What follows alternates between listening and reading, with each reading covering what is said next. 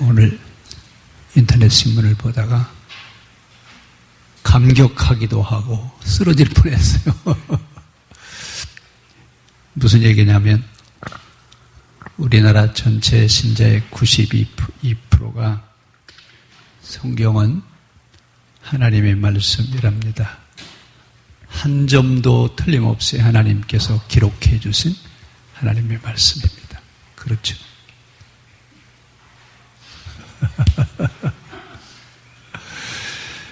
전체 신자의 92%, 목사님들 가운데는 85%. 이 사람들이 성경은 1.1획도 변함없이 하나님이 기록해 주신 말씀. 우리나라의 현실이에요. 아무도 안 놀라시죠? 참 믿음이 대단히 좋아요. 얼마나 믿음이 좋으냐면 창세기서부터 요한계시록까지는 하나님이 다 기록해서 주신 말씀이에요. 왜 아멘 안 해요? 네? 아니에요? 하나님이 다 기록해서 주셨죠? 이렇게 얘기하는 성경을 축자영감설.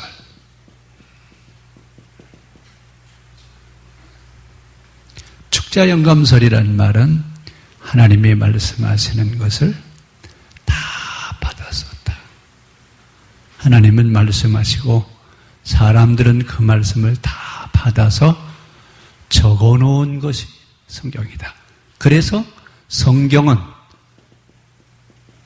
한치도 오차가 없는, 성경은 한치도 실수가 없는 성경 무호서를 얘기합니다.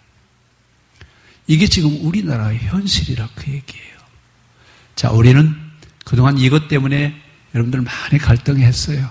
처음에 다 우리도 그랬어요. 그런데 창세기가 언제 기록된 거라고요? 바벨론? 천지창조할 때요. 그렇죠? 역사는 분명히 뭐라고 그래요? 역사는 얘기를 하고 있어요. 역사는 성경이 모세오경에 기록되어진 것, 바벨론, 포로, 중. 역사서가 기록되어졌는데 그 역사서 가운데 신명기의 역사서와 역대기의 역사서가 있는데 신명기의 역사서도 역시 바벨론, 포로, 중. 역대기의 역사서는 포로, 후. 예언자들도 망하기 전 예언자, 바벨론 포로 중의 예언자, 포로 귀환 이후의 예언자 이렇게 나누어요. 그렇죠? 그리고 시가서, 시편, 욥, 잠언, 전도하가서는 언제 기록했죠? 바벨론 포로 중에. 포로 중에. 그러면 여러분 잘 보세요. 창세기는 천지창조하실 때예요. 그렇죠? 창세기 내용이 천지창조할 때잖아요. 그런데 역사는 뭐라고 얘기한다고요?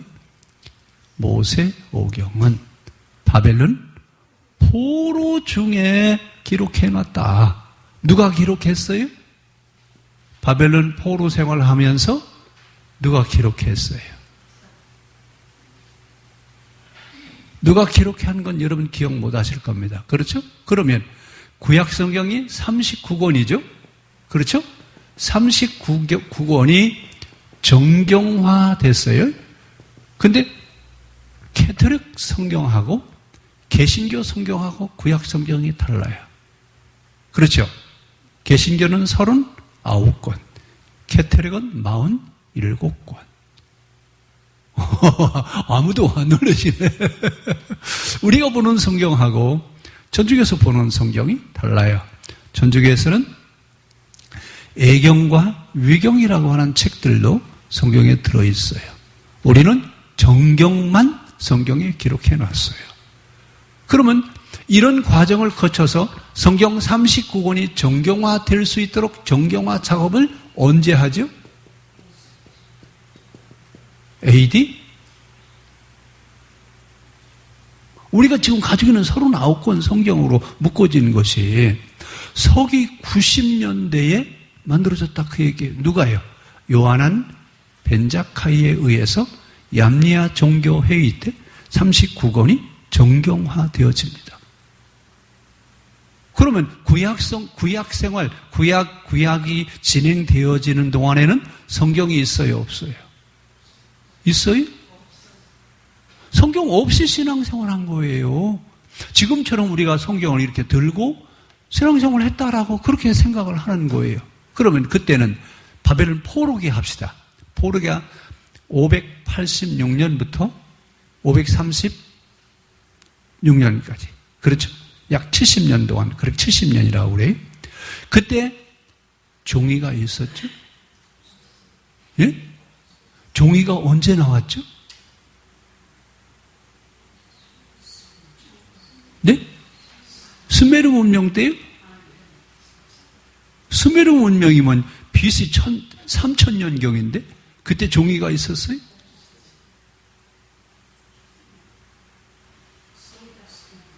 네? 이것도 제가 몇 번 얘기했어요. 다 잊어버리셨죠?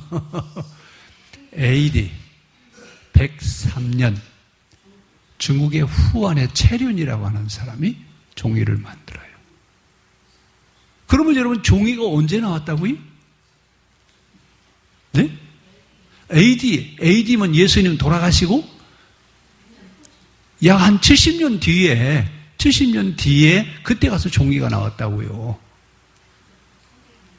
그런데 여러분 이런 어떤 역사적인 걸 가장 기본적이고 기초적인 것도 아예 그냥 상무시해버리고 태초에부터 성경책을 들고 신앙생활을 했다. 이렇게 이해를 하니 성경에 뭘 여러분 성경에 어떻게 성경을 이해할 수 있어요?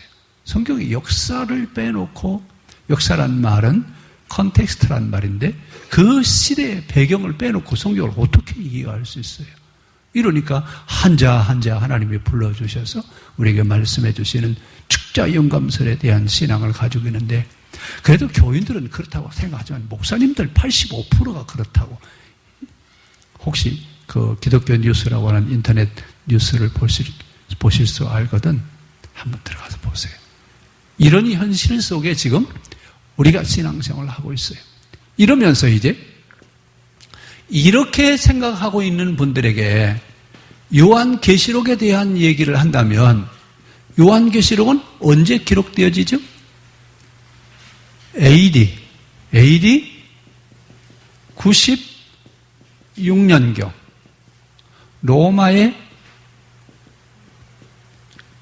도미티아누스 황제 박해 때 그 황제의 박해를 이겨내게 하기 위해서 누가 기록하죠? 세례 요한이 아니라 사도 요한이 반모섬에서 7개 교회에게 보낸 해람용 설교문이에요. 뭐라고요?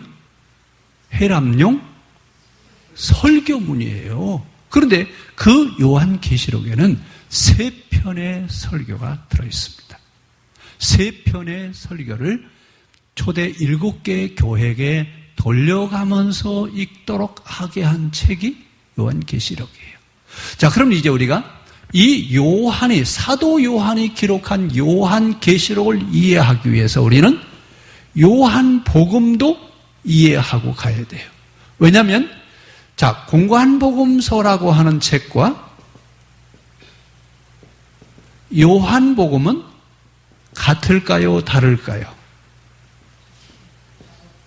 자, 역사적 연대 순서부터 틀려요.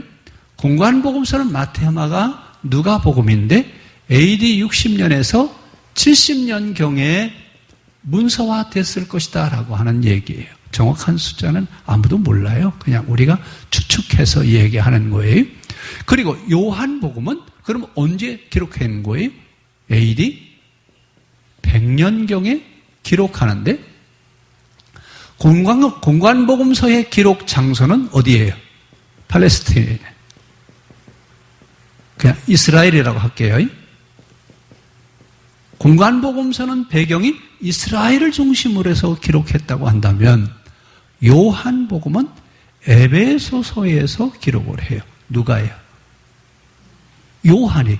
그러면 그때 에베소는 어디냐? 그때 에베소는 로마 문화의 중심지예요.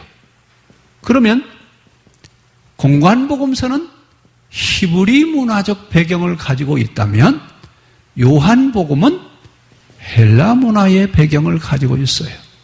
그러면 요한복음과 공관복음서는 두 개를 합쳐서 우리는 뭐라고 그러냐면 사복음서 이렇게 얘기를 해요. 그렇죠? 그러면 사복음서의 내용은 같아요? 다를까요? 예? 잘 보셔야 됩니다. 지금 배경부터 달라요. 공관복음서는 히브리 문화를 중심으로, 요한복음은요 헬라 문화를 중심으로 기록을 해놨어요. 자, 이것은 다 예수님의 행적을 중심으로 기록하는데 공관복음서는 여기에다가 바울 서신도 하나 기록합시다. 그러면 바울 서신과 공관복음과 요한복음, 제가 좀 순서대로 써놨어요. 요한복음은 60년, 바울 서신은 60년경에 바울이 기록을 해요. 이때 바울이 기록하는 것은 예수님의 설교를 1차 해석하는 작업을 해요. 누가요? 바울이. 그래서 바울은 지금 예수님의 설교를 들은 적이 있어요? 없어요? 들었어요? 들은 적이 없어요. 그럼 뭘 가지고 해석을 하냐면 유대교 율법을 가지고 기독교 복음을 해석해내는 작업을 합니다. 이래서 바울이 위대하다라고 하는 얘기를 하는 이유가 어딨냐면 바울은 유대교의 골수분자예요. 유대교 신자예요. 그런데 유대교의 복음을 가지고 유대교 율법을 가지고 기독교 복음을 해석해내고 있다 그 얘기예요. 어떻게 예수님의 설교를 한 번도 듣지 않은 사람이 예수님의 말씀을 이해할 수 있어요? 예수님이 하시는 이야기가 뭐예요? 율법과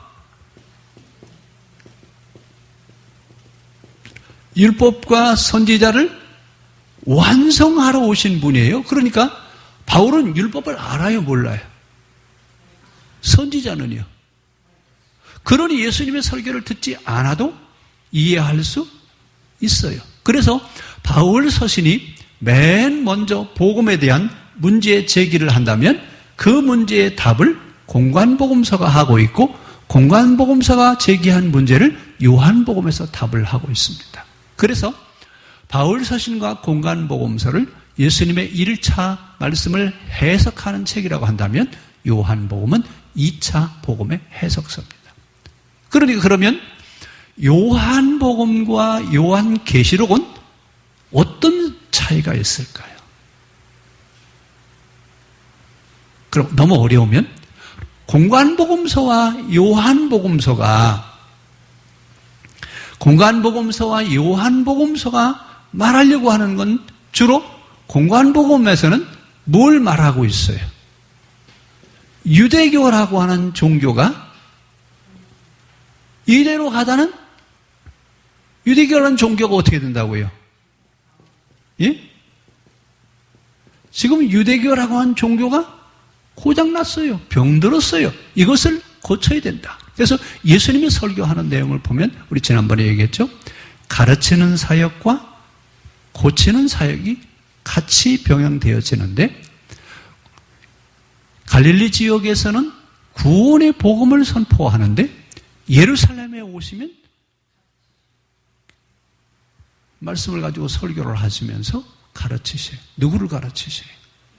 유대교 종교 지도자들을 향해서 설교를 하십니다. 뭐가 잘못됐다고요? 유대교가 잘못됐다 그 말입니다. 유대교를 고치는 얘기를 하고 있습니다. 그런데 요한복음에 와서는 뭘 하고 있어요? 요한복음에 와서는 가정과 성직자와 종교를 고쳐야 한다.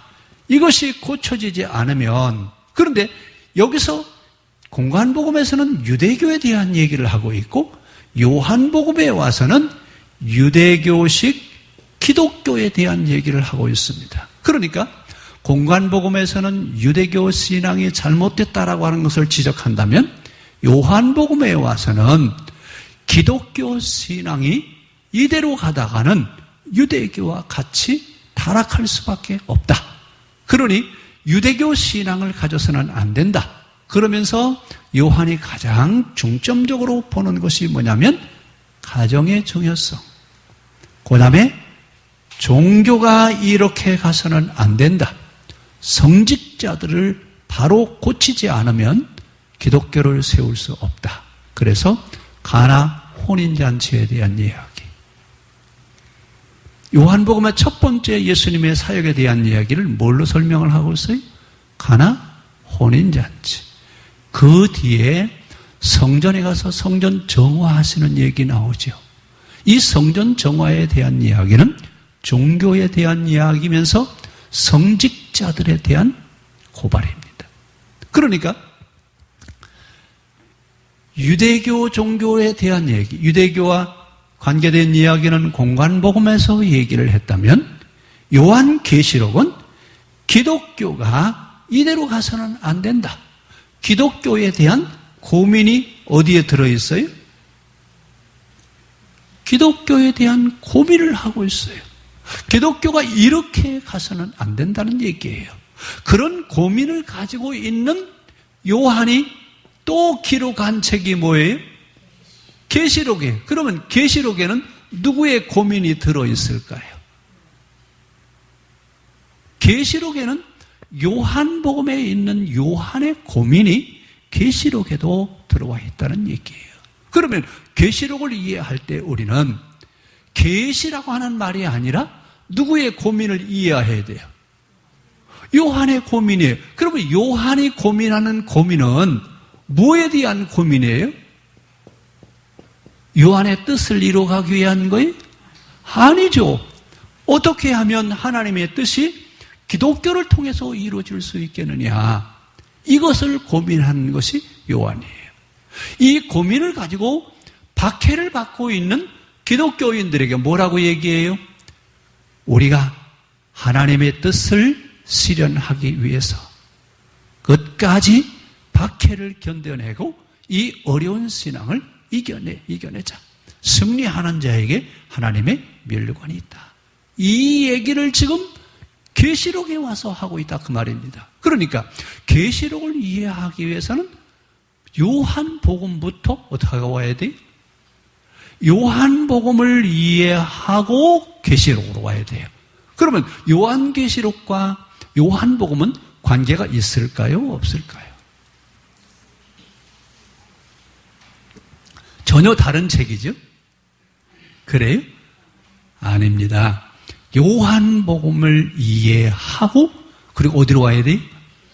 계시록으로 와야 돼요. 그런데 우리는 지금까지 계시록과 요한복음은 별개의 것으로 생각, 전혀 요한복음과 요한계시록은 전혀 상관이 없을 것이다라고 이렇게 이해를 했습니다. 그런데 요한복음을 이해하고 그리고 이제 계시록으로 와야 되는데, 자, 이 요한 공관복음에서 예수님이 뭘 고민하셨다고요? 어떻게 하면 우리의 신앙을 바로 세울 수 있을까? 우리 신앙을 바로 세울 수 있을까라고 고민했던 것이 어디라고요? 공관복음서예요. 여기는 유대교 신앙에 대한 지적이에요. 그렇죠? 그래서 예수님이 마태복음 23장, 24장 뭐라고 했어요? 화 있을진저 예식하는 서기관과 바리새인들이요. 너희들 때문에 하나님의 신앙이 잘못되었다라고 하는 것을 지적을 하고 있어요. 그런데 요한복음에 와서는 똑같은 얘기를 하고 있는데 요한이 얘기하는 요한복음은 무슨 얘기를 한다고요? 유대교라고요? 기독교 신앙에 대한 얘기를 하고 있어요. 그러니까 공관복음서는 유대교에 대한 얘기를 하고 있다면 요한복음에 와서는 뭐에 대한 얘기를 하고 있어요? 기독교에 대한 얘기를 하고 있어요. 그러니까 같은 복음서이지만 공관복음서와 요한복음서는 내용이 어때요? 같은 사건을 가지고 이야기하지만 말하고 싶은 이야기가 다르다 그 얘기예요. 자, 그 얘기 가운데 대표적으로 이제 오병이어에 대한 얘기입니다. 오병이어에 대한 사건과 마지막 성만찬에 대한 이야기예요. 자, 오병이어에 대한 이야기를 우리는 뭘로 표현해 가고 싶어요?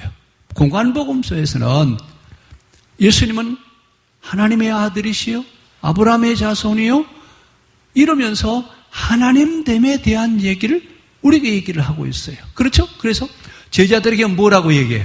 제자들아, 너희가 이 땅에 먹고 사는 문제를 너희가 해결해라. 너희가. 그래서 지금 오병이어의 사건을 제자들에게 숙제를 줬습니다. 그런데 요한복음에도 오병이어의 사건이 있어요? 없어요? 나와요? 안 나와요? 요한복음에도 오병이어에 대한 얘기가 나와요. 그런데 이 오병이어에 대한 얘기를 같은 사건이지만 요한이 말하려고 하는 의도는 다른 데 있어요. 어디예요? 이 세상의 모든 사람들이 무슨 문제가 해결돼야 된다고요? 이 세상의 모든 사람들이 먹고 사는 문제가 해결이 돼야 되는다. 그런데 그 문제를 해결할 사람들이 누구라고요? 기독교인이라 그 얘기예요. 이 문제를 가지고 고민을 한 곳이 어디예요?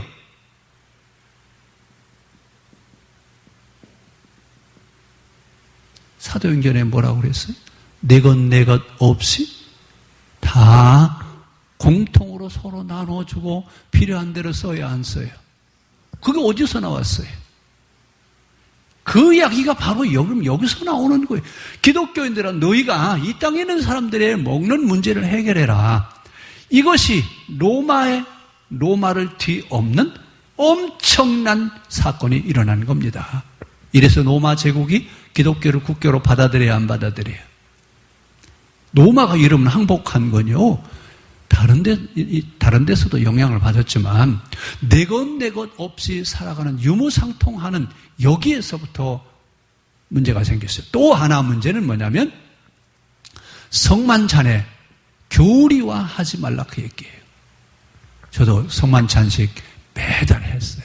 한 달에 한 번씩 성만찬 중심으로 신앙생활을 했는데, 요한복음을 보다가 뭐라고 하냐면, 요한이 의도하는 게 있어요.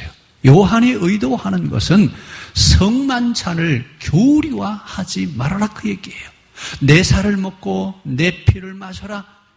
이 얘기를 예배의식으로 가지 말라 그 말입니다.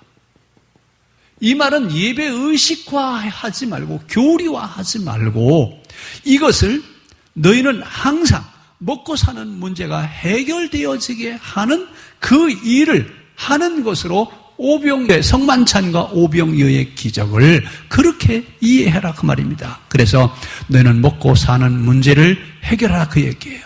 그래서 여러분 초대교회 예배를 드릴 때 초대교회 예배는 2부예요. 1부는 말씀과 찬양을 드리고 2부는 공동 식사를 해요. 지금처럼 교회 식당에서 준비를 하는 게 아니에요.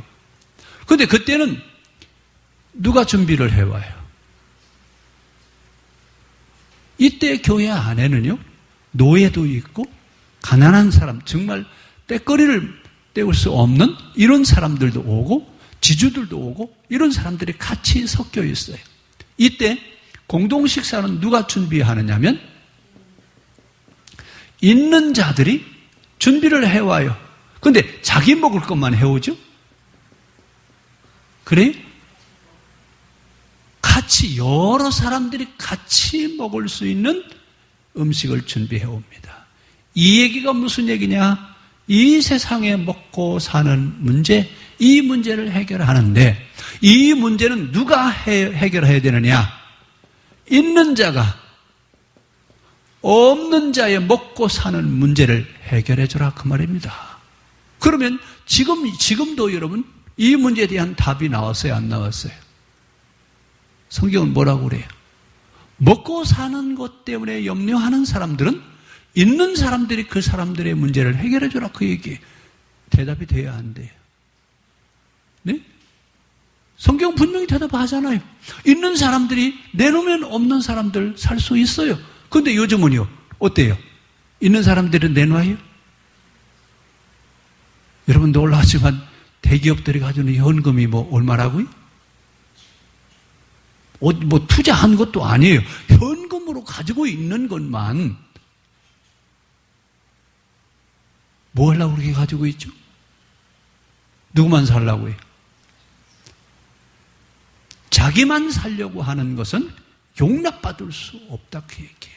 있는 자들아 너희들이 가지고 있는 것 그것 가지고 없는 사람들 먹고 사는 문제를 너희가 책임져라. 결국은 하나님이 지금 뭐 때문에 고민을 하시느냐? 계시록에서는 하나님의 고민이 여기에 들어있는데 그 고민 가운데 하나가 뭐냐면 온 세상 사람들이 자기 멋대로 살라고 그래요. 그 자기 멋대로 사는 사람 가운데 한 사람이 누구냐면 도미티아노스예요. 그래서 누구를 박해를 해요? 기독교인들을 박해하는 이유가 어디 있어요? 자기 멋대로 살고 싶은데 자기 멋대로 사는 거에 대해서 저항을 하는 거예요. 그래서 박해를 받는 겁니다. 또 하나 문제는 뭐냐면 기독교인들이 지금 박해를 받으면서 하나님의 뜻을 실현해 가야 안 가요?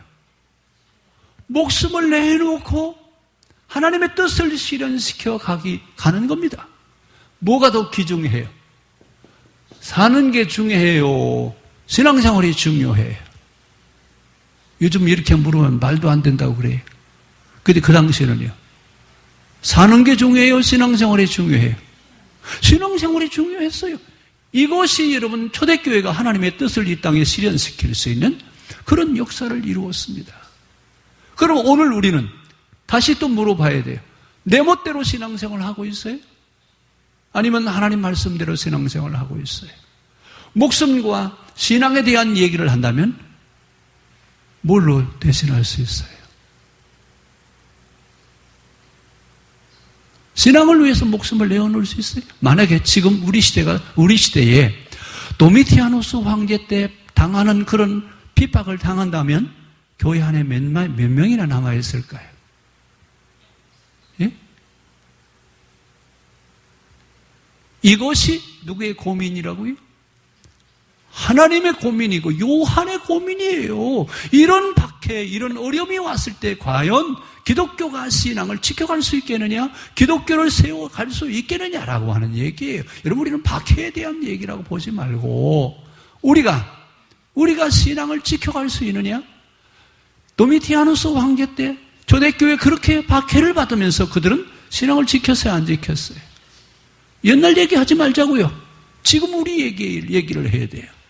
그들은 목숨을 내어놓고 기독교를 지켰어요? 안 지켰어요? 기독교 신앙을 지켜갔다 그 말입니다. 오늘날은요. 기독교인들이 그런 어떤 신앙, 그런 어떤 생각이 있을까요? 만약에 그때처럼 박해를 한다면 과연 기독교 신앙이 지켜질 수 있을까요? 하나님의 고민이 이 땅에 이루어질 수 있을까요? 없을까요? 우리는 한번 물어봐야 돼요.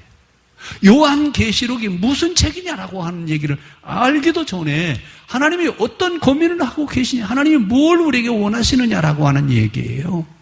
하나님은 하나님의 뜻을 알고 그 뜻을 이루어가기를 원하는 사람들에게 하나님의 말씀을 줬습니다. 그리고 그들을 통해서 하나님의 일을 이 땅에 실현시켜 갔습니다. 성경에 나오는 사람들 다 그런 사람들입니다. 하나님의 뜻이 요한계시록을 읽어가면서 그때 그들이 하나님의 뜻을 위해서 목숨을 내놓았던 것처럼 우리가 그렇게 살아야 되지 않냐? 우리가 그래야 기독교를 지켜갈 수 있지 않느냐? 기독교를 바로 세워가는 것은 여러분 어디에 있어요? 이런 박해가 온다 할지라도 어떻게 해요? 신앙을 지켜갈 수 있어야 되지 않아요? 이게 기독교 신앙의 묘미라고 하는 얘기예요. 오늘 그런 신앙의 힘이 우리에게 있기를 바랍니다. 요한복음을 통해서 요한계시록 하면서 우리가 어떤 신앙생활을 해야 될 것인가 다시 한번 생각할 수 있는 그런 시간이 되기를 바랍니다.